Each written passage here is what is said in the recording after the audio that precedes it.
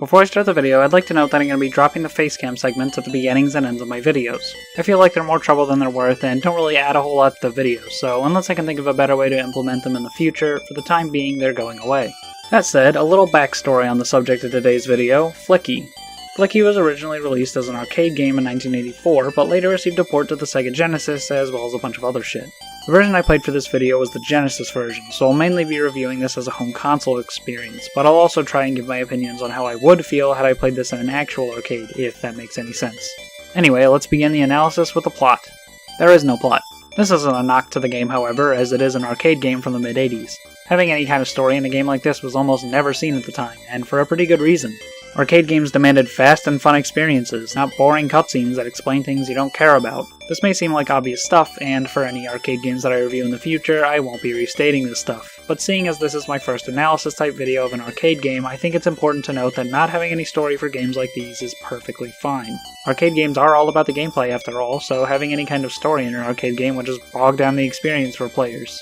Before I talk about the gameplay, however, I want to touch on the presentation here. For a 1984 arcade title, this looks fine. It's mostly well animated and the color palettes are very pretty, but even as an early release Genesis game, this just looks ugly. From far away, it almost looks like an NES or Master System game because the sprites are so simplistic. The Genesis is pretty well known for its exceptional graphical capabilities for 1991, but this is one of the most simplistic Genesis games I've ever seen. Even comparing to the arcade version, it's a step down in both visuals and the audio. Sound effects from the arcade version are completely missing, and not having audio feedback for certain events like picking up or dropping birds or getting an extra life left me very confused. Additionally, the sprites all look much simpler and less detailed, and the music is downright bad in the Genesis version. It's a fine tune on its own, just listen to the arcade version's music for proof of that, but on the Genesis, the instrumentation makes it really grating. I hope you like this song, by the way, since seeing as it's the only song in the game outside of a few fanfare jingles, it's all I have for background music.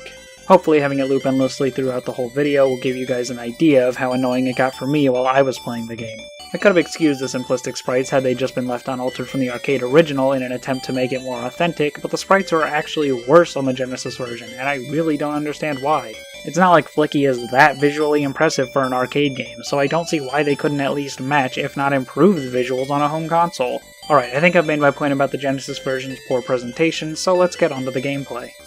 In Flicky, you play as a little blue bird named Flicky, and you run around horizontally looping stages, picking up little yellow birds and adding them to your trail. Your goal is to get every bird into the exit door, but there are these little cat enemies called tigers for some reason that kill you on contact.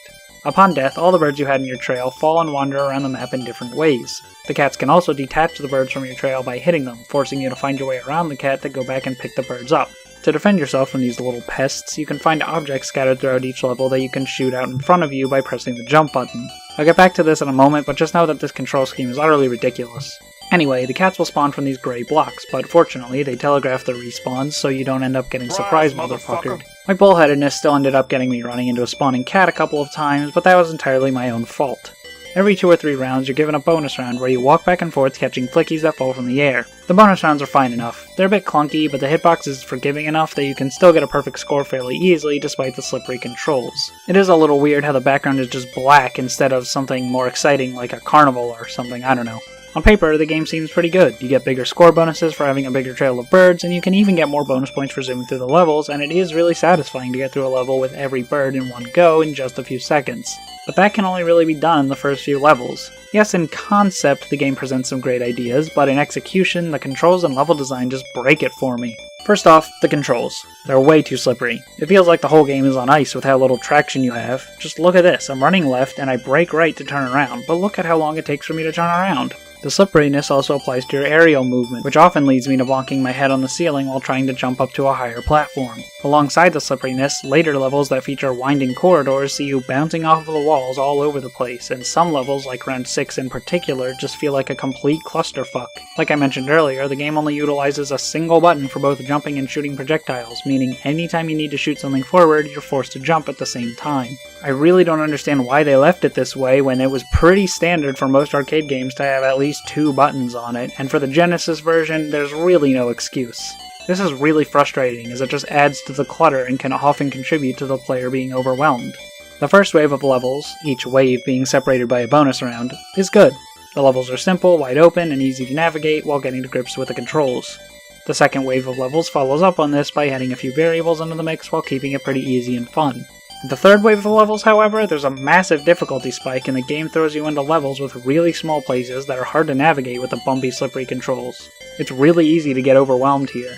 By the time you get to the fourth wave of levels, it just gets impossible with the game throwing so much shit at you at once while simultaneously asking you to navigate small areas. Don't even get me started on these frog motherfuckers. They crawl around the screen in seemingly random, unpredictable ways, and they're so small that it's nearly impossible to keep track of them. I really wanted to get as far as possible in this game before starting the script for this video, or at least as far as the game goes before looping in some way, but I couldn't get past the 12th round because of how balls hard it gets out of nowhere.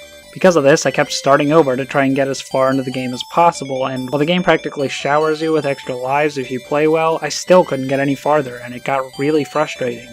The huge difficulty spike, repetitive music, and frustrating controls make this a very tedious game to play in extended sessions like I did for this video. Overall, as a home console game, Flicky just sucks.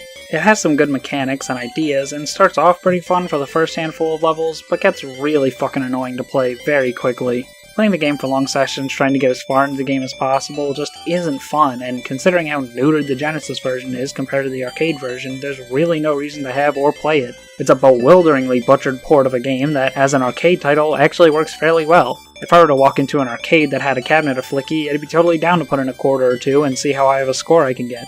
As an arcade experience, it works well. The fast gameplay makes for a fun and satisfying game, and the difficulty spike, while in a home console game, acts as an annoying barrier to force you to restart the game from scratch again. In an arcade game, it acts as more of a stopping point for you to record your score and move on to the next game. However, seeing as I am reviewing the Genesis version of this game, my experience with it just ended in annoyance and frustration. A few rounds won't hurt, but any more than that and I really can't recommend this game. And that'll do it for this video. Thanks for watching, and I'll see you guys in the next one.